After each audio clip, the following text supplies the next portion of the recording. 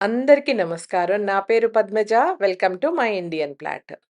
మనము లాస్ట్ 2 వీడియోస్‌లో ఇన్‌స్టంట్ పాట్‌లో కిచిడి ఎలా చేయాలో, అలాగే అసలు ఇన్‌స్టంట్ పాట్ అంటే ఏంటి? దాన్నెలా వాడాలి? దాంట్లో ఫీచర్స్ ఏంటో తెలుసుకున్నాం కదా! ఇవాళ వీడియోలో అదే ఇన్‌స్టంట్ పాట్‌లో దోసకాయ పప్పు, అలాగే అన్నం ఈ 2 ఎలా వండాలో ఇప్పుడు మనం చూద్దాం. మనం ఫస్ట్ ఇన్‌స్టంట్ పాట్‌లో వెసల్ పెట్టుకొని దాంట్లో కొంచెం నూనె వేసుకుందాం. నూనె వేసుకొని ఇప్పుడు ఇన్‌స్టంట్ పాట్ ఆన్ చేసుకుందాం. ఆన్ చేయంగానే ఇగో ఇలా ఆఫ్ అని వస్తుందనమాట. ఇప్పుడు మనం దీన్ని సాటే మోడ్‌లోకి తీసుకెళ్ళాలి. ఇలా సాటే మోడ్ ప్రెస్ చేయంగానే బై డిఫాల్ట్ అది 30 మినిట్స్ అనొచ్చి ఆన్ అవుతుందనమాట. ఇలా ఆన్ రావంగానే అది చూసారు కదా! నార్మల్‌లో ఉంది. ఇప్పుడు మనం నార్మల్ నుంచి నేను మాక్సిమమ్‌కి తీసుకెళ్తా. అంటే ఏంటంటే మన హీట్ నార్మల్ నుంచి హైకి మనం గ్యాస్ స్టవ్‌ని సిమ్, మీడియం, హై ఎలా అనుకుంటామో ఇది కూడా అంతేనండి. లెస్, నార్మల్ అండ్ మోర్ అని ఉంటుందనమాట. నేను మోర్‌లో పెట్టుకున్నాను దాన్ని.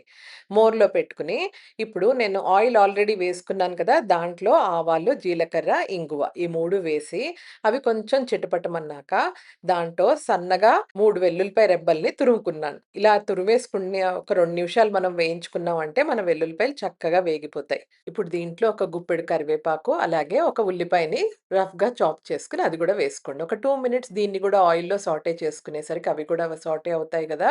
అప్పుడు 1/4 టీ స్పూన్ పసుపు, అలాగే ఒక హాఫ్ టీ స్పూన్ ఉప్పు. ఇది కూడా వేసుకొని ఒక మాట కలిపేసుకొని నేను ఒక 2 cubes of green chilli paste వేశానండి. ఒకవేళ ఇది మీ దగ్గర లేకపోతే ఒక 3, 4 పచ్చిమిరపకాయలని రఫ్‌గా చాప్ చేసుకొని వేసేసుకోండి. అలాగే ఒక half teaspoon red chilli powder, half teaspoon ధనియాల పొడి. ఇవన్నీ చక్కగా నూనెలో వేగంగానే ఇప్పుడు దీంట్లో నేను ఒక 2 టొమాటోస్‌ని ఇలాగా సన్నగా చాప్ చేసుకున్నానండి. ఆ టొమాటోస్‌ని కూడా వేసేసుకొని, అలాగే ఒక చిన్న దోసకాయ తొక్క తీసేసి మధ్యలో గింజలవి తీసేసి వాటిని 1 ఇంచ్ క్యూబ్స్ కింద కట్ చేసుకున్నా. ఆ దోసకాయ ముక్కలు కూడా వేసేసి వీటిని ఇప్పుడు ఒక 5-7 మినిట్స్ మనము సాటే చేసుకుందాం. ఇలాగా మనం ఒక 5-7 మినిట్స్ మగ్గపెట్టుకున్నామనుకోండి, టొమాటోస్ అన్నీ మషీగా అయిపోతాయి. ఇప్పుడు నేను దీంట్లో కందిపప్పు వేసుకుంటా. ఈ కందిపప్పు ఒక హాఫ్ కప్ మెజర్‌మెంట్‌తో తీసుకొని ఆల్రెడీ 3, 4 సార్లు కడుక్కొని నేను 1 అవర్ బ్యాకే నానబెట్టేసుకున్నానండి.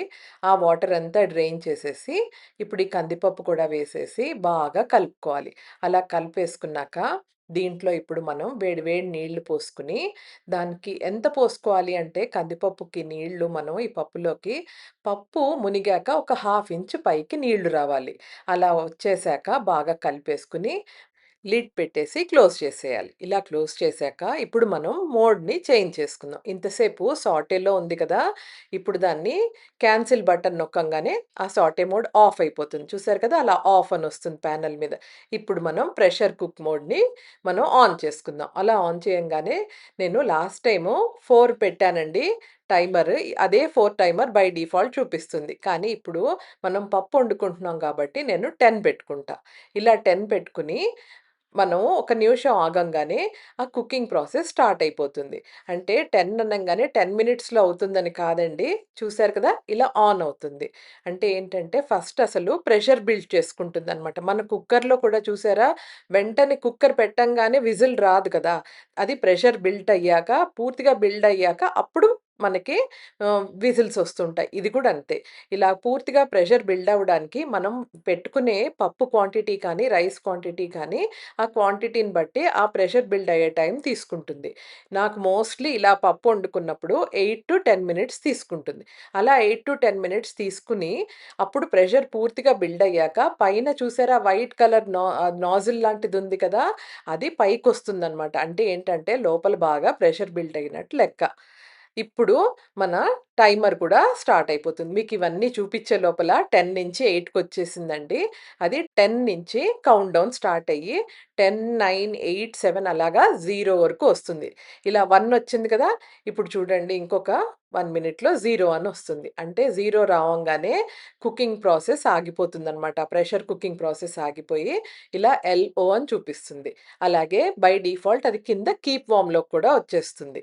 కీప్ వార్మ్‌లోకొచ్చి అదలా కీప్ వార్మ్‌లో ఉంచుతుందనమాట. వస్తుందనమాట. నేను ఇంకా వెంటనే స్విచ్ ఆఫ్ చేసేస్తాను. స్విచ్ ఆఫ్ చేసేసినప్పుడు మనం ఎప్పుడు కూడా వెంటనే మూత తీయకూడదండి. ఆ పైన నాజిల్ ఎప్పటి వరకు పైన అలాగే ఉంది అంటే లోపల ప్రెషర్ ఉందని అర్థం. మనం ఒక 10 మినిట్స్, 15 మినిట్స్ ఇలా వదిలేసామనుకోండి, ఆ నాజిల్ దానంతట అది కిందకెళ్ళిపోతుంది. అలా కాదు మీకు కొంచెం అర్జెంట్‌గా మూత తీయాలి అంటే ఒక్క 5 నిమిషాలు ఆగి ఈ స్విచ్ ఉంది కదా! ఆ స్విచ్‌ని ఇప్పుడు సీల్ మోడ్‌లో ఉందది. ముందరికి జరిపితే అది వెంట్‌లోకొస్తుంది. అలా వెంట్‌లోకొచ్చాక అప్పుడు మనము కుక్కర్ మూతని ఓపెన్ చేయాలన్నమాట. ఓపెన్ చేసి పక్కన పెట్టుకోక్కర్లేదండి. ఇలా ఈ గ్రూవ్‌లో పెట్టుకోవచ్చు మనం. ఇలా గ్రూవ్‌లో పెట్టుకొని మీరొకసారి చూడండి మన పప్పు, దోసకాయ అంతా చక్కగా ఉడికిపోయింది. ఇప్పుడు మనము దీంట్లో చింతపండు, అలాగే ఉప్పు వేసుకుందాం. నేను ఒక స్పూన్ చింతపండు పలుపు, అలాగే ఒక స్పూన్ ఉప్పేసాను. ఇందాక ఒక హాఫ్ స్పూన్ ఉప్పేసాను కదా! అందుకని ఇప్పుడు ఒక స్పూన్ ఉప్పేసాను. ఈ 2 వేసేసి కొంచెం కొత్తిమీర సన్నగా తరిగిన కొత్తిమీర కూడా వేసేసుకొని, బాగా కలిపేసుకొని, మనం ఇవన్నీ వేసుకున్నాక మళ్ళా మనం స్టవ్ ఆన్ చేసుకొని సిమ్‌లోనో, మీడియంలోనో పెట్టుకొని ఇంకొక 5, 10 నిమిషాలు మనం దీన్ని పప్పుని ఎలా కుక్ చేసుకుంటాం, ఈ కుక్కర్‌లో కూడా అంతే. ఇప్పుడు మళ్ళా మనం మోడ్‌ని సాటేకి తీసుకెళ్ళాలి.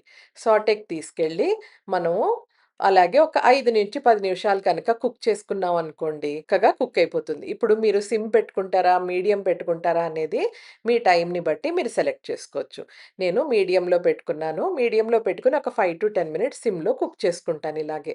ఇలా కుక్ చేసుకున్నాక ఒక 5 మినిట్స్ అయ్యాక చూస్తే మన పప్పు చక్కగా రెడీ అయిపోతుంది. చూసారు కదా! దోసకాయ పప్పు రెడీ. సో, ఇప్పుడు మనం కావాలంటే తీసుకొని దీన్ని డిష్ ఔట్ చేసేసుకోవచ్చు. ఇంత ఈజీ అండి దోసకాయ పప్పు వండుకోవడం ఇన్‌స్టంట్ పాట్‌లో. ఇప్పుడు మనం రైస్ ఎలా వండుకోవాలో చూద్దాం. నేను ఈ కప్ తోటి 2 కప్స్ ఆఫ్ రైస్ తీసుకున్నానండి.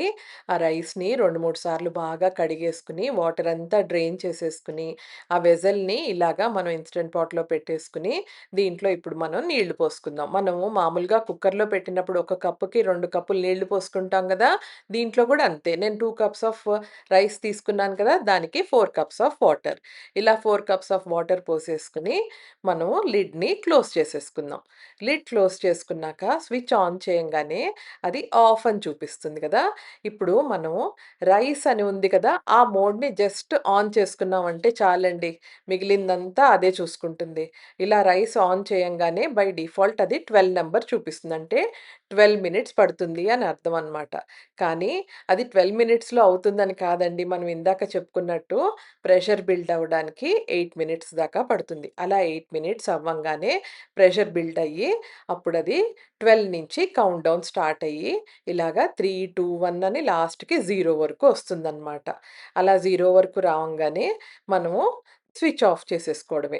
స్విచ్ ఆఫ్ చేయలేదనుకోండి దానంతట అది కీప్ వార్మ్‌లోకెళ్ళిపోతుంది. కుకింగ్ ప్రాసెస్ అంతా ఆగిపోయి అది కీప్ వార్మ్‌లోకెళ్ళిపోతుంది. మనం స్విచ్ ఆఫ్ చేయడం ఒక 10, 15 నిమిషాలు లేట్ అయినా ఏం పర్వాలేదండి. అది చక్కగా అన్నం అంతా వెచ్చగా ఉంచుతుందన్నమాట. మనం ఒక 15 మినిట్స్ వెయిట్ చేసి, అప్పుడు కుక్కర్ మూత కనుక ఇలా ఓపెన్ చేసి చూస్తే చూసారు కదా! అన్నం ఎంత ఉడికిందో. అసలు మనం ఈ ఎలక్ట్రిక్ ప్రెషర్ కుక్కర్స్‌లో వండిన అన్నము భలే టేస్టీగా ఉంటుందండి. ప్రతి మెతుకు విడివిడిగా ఉంటుంది. అట్ ది సేమ్ టైమ్ చక్కగా పువ్వులాగా ఉంటాయన్నమాట. అన్నం కూడా మెత్తగా ఉంటుంది, మృదువుగా ఉంటుంది. అలా అని ముద్దవ్వదు అన్నం. అంత బావుంటుంది దీంట్లో వండిన అన్నం. అది రైస్ ఆప్షన్‌లో వండిందయితే మరీ బావుంటుందండి ప్రెషర్ కుక్ ఆప్షన్ కంటే కూడా. చూసారు కదా! నేను 2 వెసెల్స్ కొనుక్కున్నా అన్నానన్ కదా!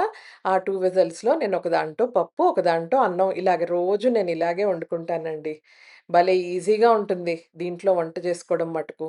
మీకు కనుక నా ఈ రెసిపీ ఇన్‌స్టంట్ పాట్‌లో నేను వండిన దోసకాయ పప్పు, అన్నం నచ్చినట్లయితే please like, share and subscribe to my channel for more such videos and thank you for watching my Indian platter.